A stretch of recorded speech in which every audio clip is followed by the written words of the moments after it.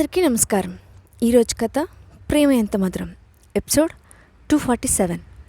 నీ తోడుగా నేనుండాలి. ఇక స్టోరీలోకి వెళ్తే, కంపెనీలో జరుగుతున్న యాడ్ షూట్ దగ్గరికి వచ్చిన హరీష్ కరణ్తో గొడవపడి ఆ షూట్ను క్యాన్సిల్ చేయించాలని అనుకున్నాడు. కానీ స్నేహ వాళ్ళ ప్లాన్ను తెలివిగా తిప్పికొట్టడంతో హరీష్ ఆమెతో మాట్లాడుతూ అది తనకు రావాల్సిన షూట్ అని కరణ్ మర్యాదగా తప్పుకుంటే మంచిదని అన్నాడు. కానీ స్నేహ ఇక ఈ విషయం గురించి మాట్లాడడానికి ఏమీ లేదని, ఎవరు వచ్చినా కరణ్ ఈ షూట్ నుంచి తప్పుకోడని తేల్చి చెప్పింది. ఆ మాటలు విన్న హరీష్ ముఖం పాలిపోయింది.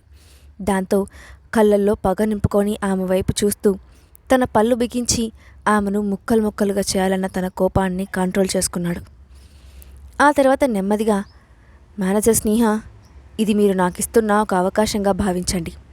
దీనివల్ల మీకు ఎలాంటి నష్టం లేదు కదా, మీరు నా విషయంలో ఎందుకంత నిర్దయగా ప్రవర్తిస్తున్నారు అంటూ మర్యాదగా అడిగాడు. ఆ మాటలు విన్న స్నేహ ఒక్కసారిగా ఉలిక్కిపడింది. అతని మాటల్లో వచ్చిన మార్పు చూసి ఒక క్షణం షాక్ అయింది. కానీ వెంటనే తేరుకొని పెద్దగా నవ్వడం మొదలుపెట్టింది. కాసేపటి వరకు ఆమె గ్యాప్ లేకుండా నవ్వుతూనే ఉంది. ఆమె కళ్ళ నుండి దాదాపు కన్నీళ్లు కారుతున్నాయి. ఆ తర్వాత ఆమె తన నవ్వును అతి కష్టం మీద ఆపుకుంటూ, నేను నీకు అవకాశం ఎలా ఇస్తాను మిస్టర్ హరీష్, మీరు దానికోసం చాలా దారుల్లో ప్రయత్నిస్తున్నారు కదా అని వెటకారంగా అంది. ఆ మాటలకు హరీష్ అర్థం కానట్లుగా చూడడంతో అప్పుడు స్నేహ అతని వైపు గంభీరంగా చూస్తూ, చూడు హరీష్, కొన్ని నెలల క్రితం అనుకోకుండా నేను కమల్ క్యాబిన్ దగ్గరకు వచ్చినప్పుడు మీ ఇద్దరూ ఒకే గదిలో ఉండడం నేను చూశాను అని చెప్పింది. ఆ మాట వినగానే హరీష్ గుండె దడదడలాడింది. దాంతో ఆమె వైపు భయంగా చూశాడు. అప్పుడు స్నేహ, నీకు ఈ మాత్రం చెప్తే సరిపోతుందా, లేక ఇంకొంచెం ఎక్స్ప్లెయిన్ చేయాలా అని అంది. ఆ మాట వినగానే హరీష్ దిగ్భ్రాంతికి గురయ్యాడు. అతను నమ్మలేనట్లుగా స్నేహ వైపు చూస్తూ, మేనేజర్ స్నేహ, మీరేమంటున్నారు అని తనకేం అర్థం కానట్లు నటించాడు. కానీ లోపల మాత్రం, నాకు కమల్కి మధ్య ఉన్న సంబంధం గురించి ఆమెకు తెలిసిపోయిందా అని టెన్షన్ పడడం మొదలుపెట్టాడు. అంతలోనే తనకు తాను సర్ది చెప్పుకుంటూ, లేదు, ఈమెకు తెలిసే అవకాశం లేదు, అసలు ఇది ఎవరికి తెలియడానికి వీల్లేదు అని అనుకున్నాడు. అప్పుడు స్నేహ, నేనేం మాట్లాడుతున్నానో నీకు బాగా అర్థమైందని నాకు తెలుసు హరీష్. నిజం చెప్పాలంటే ఇప్పుడు నేను నీకు కేవలం ఒక సలహా మాత్రమే ఇవ్వగలను. నువ్వు నిజంగా ఈ ఫీల్డ్లో సక్సెస్ అవ్వాలనుకుంటే ఏదైనా మంచి దారుల్లో ప్రయత్నించడం మంచిది. అంతకు మించి మిగతా చెప్పడానికి ఏం లేదు అని అంది. ఆ మాటలకు హరీష్ బ్లాంక్ ఆమె వైపు చూశాడు. అప్పుడు స్నేహ, ఆ రోజు నేను కమల్ క్యాబిన్లో ఏం చూశానో నీకు ఖచ్చితంగా అర్థమయ్యే ఉంటుంది అని తనకు అంతా తెలుసన్న విషయాన్ని క్లియర్గా అర్థమయ్యేలా చెప్పింది. ఆమె అంత ఖచ్చితంగా చెప్పడంతో హరీష్ ఒక్కసారిగా వణికిపోయాడు. దాంతో ఇక ఏం మాట్లాడలేనట్లుగా ఆమె వైపు కోపంగా చూసి అక్కడి నుండి వెళ్ళిపోయాడు. అతను వెళ్ళిన వైపే చూస్తున్న స్నేహకు అదంతా ఒక తమాషాగా అనిపించింది. దాంతో చిన్నగా నవ్వుకుంటూ ఆమె కూడా అక్కడి నుంచి షూట్ దగ్గరకు వెళ్ళిపోయింది. కానీ ఆమెకు తెలియని విషయం ఏంటంటే, ఆమె నుంచి దూరంగా వచ్చిన హరీష్ ఘాట్లో నిలబడి ఉన్న కరణ్ వైపు కోపంగా చూశాడు. అతని కళ్ళల్లో క్రూరత్వం కనిపించింది. కెమెరా ముందు నవ్వుతూ కనిపిస్తున్న కరణ్ను చూసి, నువ్వు ఇంత సంతోషంగా ఉండడానికి అర్హత లేదు, ఇక నీ జీవితంలో సంతోషాన్ని ఉండనివ్వను అని తనలో తానే అనుకున్నాడు. మరోవైపు ఈస్ట్ సైడ్ ల్యాండ్లోని ప్రాజెక్టును ఆపడానికి ప్రయత్నించిన రాజ్ కిరణ్ దాత్రి అని తెలుసుకున్న అక్షయ్ ఆ విషయాన్ని డీల్ చేయమని త్రిపాఠితో చెప్పడంతో అతను డార్క్నెట్ సిస్టమ్ను అలర్ట్ చేశాడు. దాంతో అక్షయ్ గ్రూప్ రాజ్ కిరణ్కు తెలియకుండానే అతనికి కంపెనీలో అంతర్గత కలహాలను సృష్టించింది.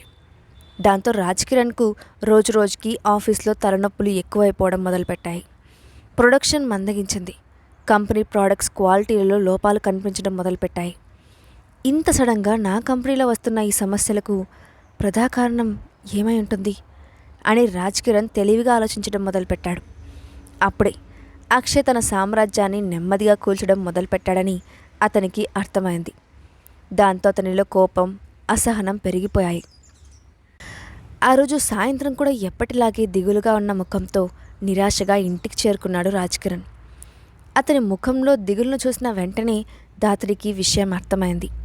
అప్పటికే అక్షయ్ రాజ్ కిరణ్ కంపెనీలో ప్రాబ్లమ్స్ క్రియేట్ చేస్తున్నాడని ఆమె కూడా విని ఉండడంతో ఈరోజు కూడా అలాంటిదే ఏదో సమస్య వచ్చి ఉంటుందని, అందుకే దిగులుగా ఉన్నాడని అనుకున్న ఆమె,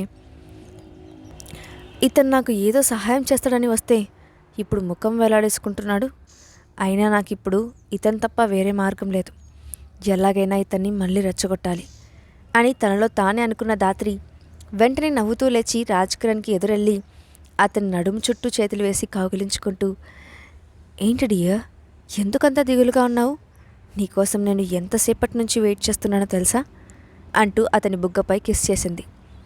కానీ రాజ్ కిరణ్ ఆమెను పట్టించుకునే పరిస్థితుల్లో లేడు. అతను విసుగ్గా వెళ్ళి సోఫాలో కూర్చుంటూ, నేను నిజంగా అక్షయ్ గురించి తక్కువ అంచనా వేశాను. అతను నా కంపెనీలో చాప కింద నీరులా ప్రవేశించి సిస్టమ్స్ అన్నిటినీ భ్రష్టు పట్టించాడు. అంతా నాశనం అయిపోయే వరకు నాకు ఎలాంటి అనుమానం రాలేదు అని అన్నాడు. అప్పుడు దాత్రి వెళ్ళి అతని మెడలో చేతులు వేసి ఒడిలో కూర్చుంటూ, అక్షయ్ నిజానికి నాతో కూడా అలాగే ప్రవర్తించాడు. ఆ స్నేహను పెళ్లి చేసుకోవడానికి నన్ను అడ్డుగా పెట్టుకొని చివరి వరకు నాకు ఎలాంటి అనుమానం రాకుండా నాటకమాడాడు. అందుకే నేను వాళ్ళని ప్రశాంతంగా ఉండనివ్వదలుచుకోలేదు అని అంది. ఆ రోజు పెళ్లిలో తాను ఎంత కష్టపడిందో తలుచుకుంటే దాత్రికి అక్షయ్పై మరింత కోపం వచ్చింది. ఆమె మాటలు విన్న రాజ్ కిరణ్ చిన్నగా నవ్వి, కానీ వాళ్ళని ఇబ్బంది పెట్టేలా నువ్వేం చేశావు? ఏమీ చేయలేకపోయావు కదా అని ఎగతాళిగా అన్నాడు.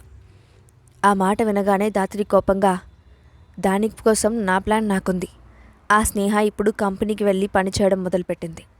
కాబట్టి ఈ అవకాశాన్ని నేను మిస్ చేసుకోవాలని అనుకోవడం లేదు అని అంది. ఆ మాటలు చెప్తున్నప్పుడు ఆమె కళ్ళల్లో కనిపించిన దుర్మార్గం చూసి రాజ్ కిరణ్ ఆశ్చర్యపోకుండా ఉండలేకపోయాడు. ఈమె నిజంగా చాలా క్రూరంగా ఉంది అని మనసులో అనుకుంటూ పైకి మాత్రం ఆశ్చర్యపోతున్నట్లుగా ముఖం పెట్టి, నిజంగానా? అయితే నీ మనసులో ఏదైనా ప్లాన్ ఉందా అని అడిగాడు. అది ఫ్యూచర్లో తప్పకుండా నీకు తెలుస్తుంది మిస్టర్ రాజ్ అని అంది దాత్రి. అయితే నా బేబీ నాకు కూడా చెప్పదన్నమాట. ఏం పర్లేదు, దాని రిజల్ట్స్ వచ్చిన తర్వాతే నేను కూడా తెలుసుకుంటాను అని నవ్వుతూ ఆమె శరీరాన్ని టచ్ చేయడం మొదలుపెట్టాడు. కానీ అతని కళ్ళల్లో దాత్రి పట్ల ఆ క్షణం ప్రేమ లేదు. కేవలం ఆమెను అన్ని విధాలా వాడుకోవాలనే ఆలోచన మాత్రమే ఉంది. ప్రస్తుతం అక్షయ్ను దెబ్బ కొట్టడానికి ఉన్న ఏ అవకాశాన్ని రాజ్ కిరణ్ వదులుకోవాలనుకోలేదు. ఇప్పుడు అతని ముందున్న అవకాశాలలో దాత్రి కూడా ఒకటి. ఆమెకు అక్షయ్ దగ్గర ఉన్న లూప్ హోల్స్ అన్నీ బాగా తెలుసు.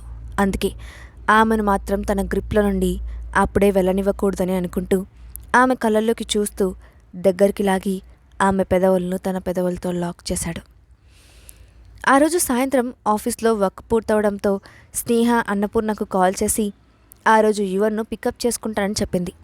కానీ అప్పటికే అన్నపూర్ణ యువర్ను ఇంటికి తీసుకొచ్చేశానని చెప్పడంతో, సరే నేను ఇంటికి వస్తున్నాను అని చెప్పి కాల్ కట్ చేసింది. ఆ తర్వాత ఆమె నేరుగా ఇంటికి వెళ్ళాలని అనుకుంది. కానీ ఇంతలో హఠాత్తుగా ఏదో గుర్తు రావడంతో, కారు వెనక్కి తిప్పి వేదా గ్రూప్ కంపెనీ దగ్గరికి వెళ్ళండి అని డ్రైవర్తో చెప్పింది. ఆ రోజు మొత్తం ఆమె అక్షయ్కి కాల్ చేయలేదు. అక్షయ్ కూడా తనకు కాల్ చేయకపోవడంతో ఖచ్చితంగా అతను కంపెనీలో బిజీగా ఉండి ఉంటాడని, ఈరోజు ఓవర్ టైం కూడా చేస్తాడని ఆమె మనసుకి అనిపించడంతో ఒకసారి అతన్ని చూడాలని అనుకొని అతని కంపెనీకి వెళ్ళింది. కాసేపటికి ఆమె కార్ వేదా గ్రూప్ కంపెనీ ముందు ఆగడంతో స్నేహ దిగి నేరుగా ఎలివేటర్ దగ్గరకు వెళ్ళింది. ఆమె ఇంతకుముందు ఆ ఆఫీస్కి వచ్చి ఉండడంతో CEO స్పెషల్ ఎలివేటర్లో అక్షయ్ తనతో పాటు ఆమె ఫింగర్ ప్రింట్స్ కూడా రికార్డ్ చేయించాడు. అందుకే ఆమె ఈజీగా ఆ ఎలివేటర్లోకి వెళ్ళి నేరుగా ఆఫీస్కి వెళ్తూ ఉండగా తల తిప్పి అనుకోకుండా అక్షయ్ క్యాబిన్ వైపు చూసింది. లోపల ఉన్న అక్షయ్ ముఖం చిట్లించి కోపంగా త్రిపాఠితో ఏదో మాట్లాడుతూ ఉన్నాడు. అతని ఎదురుగా ఉన్న త్రిపాఠి ముఖం గంభీరంగా ఉంది. స్నేహ అక్కడే నిలబడి వాళ్ళిద్దరినీ చాలాసేపు చూసింది. కానీ ఆమెకు విషయం ఏంటో అర్థం కాలేదు. దాంతో ఆమె నేరుగా లోపలికి వెళ్ళి అక్షయ్ క్యాబిన్ ముందు నుంచుంది. కాసేపటికి క్యాబిన్ నుంచి బయటకు వచ్చిన త్రిపాఠి ఎదురుగా కనిపించిన స్నేహాన్ని చూసి ఆశ్చర్యపోతూ, మేడం మీరెప్పుడు వచ్చారు అని అడిగాడు. స్నేహ నవ్వి, ఇప్పుడే వచ్చాను త్రిపాఠి గారు. మీరెందుకు అంత డల్గా ఉన్నారు? లోపల మీ బాస్ హాట్గా ఉన్నాడా అని నవ్వుతూ అడిగింది. ఆ మాటకు త్రిపాఠి చిన్నగా నెట్టూర్చి, ఏం చెప్పమంటారు మేడం, బాస్ ఈ మధ్య కంపెనీలో జరుగుతున్న విషయాల వల్ల కొంచెం ఎక్కువ కోపం తెచ్చుకుంటూ ఉన్నారు. కాబట్టి ఇప్పుడు ఆ కోపాన్ని భరించడం తప్ప నాకు వేరే మార్గం లేదు అని నిస్సహాయంగా చెప్పాడు. ఆ మాట విన్న స్నేహ, కంపెనీలో విషయాలా? అంటే ఏంటి? కంపెనీలో ఏం జరుగుతోంది అని అడిగింది. అవును మేడం, ఈ మధ్య కంపెనీలో చాలా విషయాలు జరిగాయి. కానీ ఇప్పుడు నేను వాటన్నిటినీ మీతో చెప్పలేను. మీరు వాటి గురించి బాస్ని అడిగితే తెలుసుకోండి, బాగుంటుంది అని చెప్పి అక్కడి నుండి వెళ్ళిపోయాడు. స్నేహ అతను వెళ్ళిన వైపే కొంచెం విచిత్రంగా చూసి ఆ తర్వాత ఎదురుగా ఉన్న అక్షయ్ క్యాబిన్ డోర్ వైపు చిన్నగా తట్టింది. వెంటనే లోపల నుంచి, ఇప్పుడు నేను బిజీగా ఉన్నానని ముందే చెప్పాను కదా, నన్ను డిస్టర్బ్ చేయకు అని చిరాగ్గా అక్షయ్ గొంతు వినిపించింది. దాంతో స్నేహ ఒక క్షణం పాటు అక్కడే ఆగిపోయింది. ఇప్పుడు ఆమె లోపలికి వెళ్ళాలో బయటకు వెళ్ళాలో అర్థం కాలేదు. దాంతో ఆమె చిన్నగా దగ్గి, ఇది నేను అని అంది. ఆమె గొంతు వినగానే అక్షయ్ ఆశ్చర్యపోతూ తల పైకెత్తాడు. అప్పటికే స్నేహ డోర్ తీసుకొని లోపలికి వచ్చి అతని ముందు నుంచొని ఉంది. ఆమెను చూడగానే అప్పటిదాకా అక్షయ్ ముఖంలో ఉన్న చిరాకు తుడిచిపెట్టుకుపోయింది. దాని స్థానంలో ఆశ్చర్యం, ఆనందం కనిపించాయి. దాంతో వెంటనే అతను పైకి లేచి వచ్చి ఆమెను పట్టుకొని సోఫాలో కూర్చోబెడుతూ, నువ్వు ఈ టైంలో ఇక్కడికి ఎందుకు వచ్చావు? ఇంటికి వెళ్ళి రెస్ట్ తీసుకోవచ్చు కదా అని అన్నాడు. అప్పుడు స్నేహ అతని ప్రశ్నకు సమాధానం చెప్పకుండా అక్షయ్ కళ్ళల్లోకి చూస్తూ, నువ్వు కంపెనీలో చాలా ప్రాబ్లమ్స్తో సతమతమైపోతూ ఉన్నావు. ఈ మధ్య కంపెనీలో ఏదో జరిగింది. నువ్వు దాని గురించి నాతో ఎందుకు చెప్పలేదు?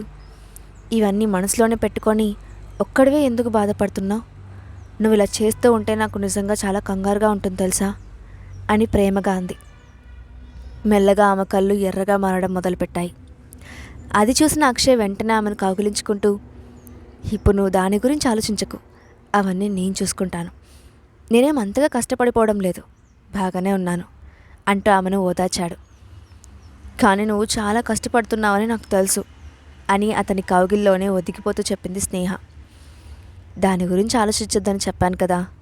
నువ్వు మన కడుపులో ఉన్న బిడ్డ గురించి, మన పిల్లల భవిష్యత్తు గురించి ఆలోచిస్తే చాలు అని అన్నాడు అక్షయ్. అది వినగానే స్నేహ సరిగ్గా కూర్చుంటూ, నువ్వు ఆఫీస్లో ఎంత కష్టపడుతూ ఉంటే నేను మాత్రం ప్రశాంతంగా ఇంట్లో కూర్చొని బేబీ పుట్టే వరకు వెయిట్ చేయాలా? నేను ఇలా ఉండలేను. ఇంకా చెప్పాలంటే ఫ్యూచర్లో నేను నీతో కలిసి వర్క్ చేయాలనుకుంటున్నాను. ఈ విషయాలన్నీ ఒంటరిగా నువ్వు డీల్ చేయడానికి వీల్లేదు అని అంది. ఆ మాట వినగానే అక్షయ్ కంగారు పడుతూ, స్నేహ, నువ్వు ఇలాంటి ఆలోచనలు మనసులోకి రానివ్వకు, నన్ను నమ్ము, ఇవన్నీ నేను డీల్ చేస్తాను అని అన్నాడు. అప్పుడు స్నేహ, చూడు అక్షయ్, నేను నీ టాలెంట్ని, స్కిల్స్ని ఎప్పుడూ తక్కువ అంచనా వేయలేదు. నువ్వు వీటన్నిటిని తప్పకుండా డీల్ చేయగలవు. కానీ ఒక భార్యగా నువ్వు పడుతున్న కష్టాన్ని నేను కూడా పంచుకోవాలని అనుకుంటున్నాను. కాబట్టి ఈసారి నువ్వేం చెప్పినా నేను వెనక్కి తగ్గేది లేదు. తప్పకుండా నేను నీ కంపెనీలో హెల్ప్ చేస్తాను. మనం కలిసి వర్క్ చేస్తే అన్ని ప్రాబ్లమ్స్ ఈజీగా సాల్వ్ అవుతాయని నేను నమ్ముతున్నాను అని అంది. ఆమె మాటలు అక్షయ్కు స్వాంతన చేకూర్చాయి. కానీ ఆమె ప్రెగ్నెంట్గా ఉండడంతో ఇప్పుడు తనతో పాటు ఆఫీస్లో కష్టపడితే ఇబ్బంది పడుతుందేమోనని అతను ఆలోచిస్తూ ఉండిపోయాడు. అది చూసిన స్నేహ, అక్షయ్ ప్లీజ్, నేను కూడా నీతో పాటు వర్క్ చేయడానికి నువ్వు ఒప్పుకుంటావు కదా అంటూ అడిగింది. స్నేహ తనతో పాటు వర్క్ చేయడానికి అక్షయ్ ఒప్పుకుంటాడా? అదే జరిగితే రాజేశ్వరి తన అనుమానం నిజమవుతుందని భయపడి ఎలాంటి నిర్ణయం తీసుకుంటుంది? నెక్స్ట్ పార్ట్లో చూద్దాం. ఈ స్టోరీ అప్డేట్ ఎలా ఉందో కింద కామెంట్ బాక్స్లో మీ ఒపీనియన్ని షేర్ చేయండి. Thanks for watching.